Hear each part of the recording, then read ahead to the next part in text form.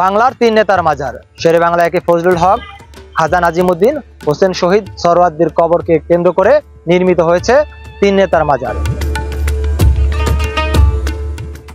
একসময় যা ছিল ইতিহাস চর্চার গুরুত্বপূর্ণ স্থান, কিন্তু আজ তা পড়ে আছে চরম অবহেলা, অযত্নে।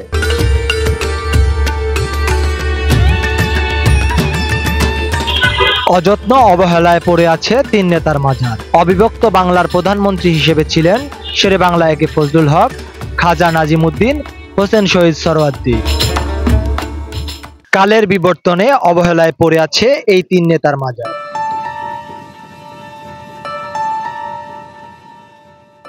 নেই কোনো সরকারি নিরাপত্তা, নেই কোনো রক্ষণাবেক্ষণের ব্যবস্থা, ভবঘুরে আর নেশাখোরদের অভয়ারণ্য। রাত হলেই চলে অনৈতিক কর্মকাণ্ড এবং মাজারের উপরে দেখা গেছে শুয়ে আছে ভবঘুরেরা। মাজারের উপরেই দিনরাত চলে মাদকের আখড়া। মূল ফটকের সামনে তৈরি হয়েছে ময়লার স্তূপ। বাউন্ডারি রেলিংগুলো খুলে নিয়ে যাচ্ছে যার যখন মন চাইছে। এর জন্য সচেতন মহল দায়ী করছেন গণপূর্ত বিভাগকে। এটা হচ্ছে গণপূর্তর আন্ডারে এটা, কিন্তু গণপূর্ত এটাকে ডাইরেক্ট বলে দিছে যে এটার রক্ষণাবেক্ষণ আমরা করতে পারবো না। তারা যদি না করে, করবে এটা কারা?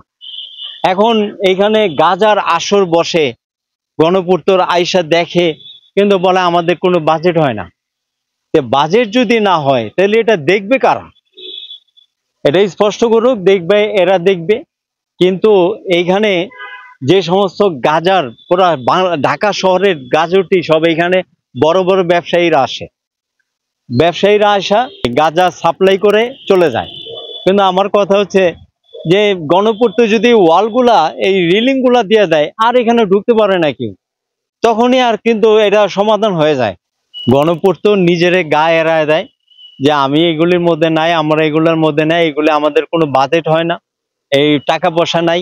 আরে বাজেট হয়নি, টাকা পয়সা নাই, তো করবে কাঠা? এই অযত্ন অবহেলার ফলে দর্শনীয় স্থানের তালিকা থেকে হারিয়ে যাচ্ছে এই ঐতিহাসিক তিন নেতার মাজার। এই নেতাদের কোনো রাজনৈতিক দল না থাকাতে কোনো রাজনৈতিক নেতৃবৃন্দের পদচারণা পড়ে না এই তিন নেতার মাজারে। জন্মদিন কিংবা মৃত্যুবার্ষিকীতে থাকে না কোনো ধরনের কর্মসূচি, থাকে না কোনো ধরনের জাঁকজমকপূর্ণ আয়োজন। এই অবস্থা যদি চলতে থাকে, ভবিষ্যৎ প্রজন্মের কাছে অপরিচিত হয়ে যাবে এই তিন নেতার ইতিহাস। এস এম স্বাধীন, আজকের টাইমস, ঢাকা।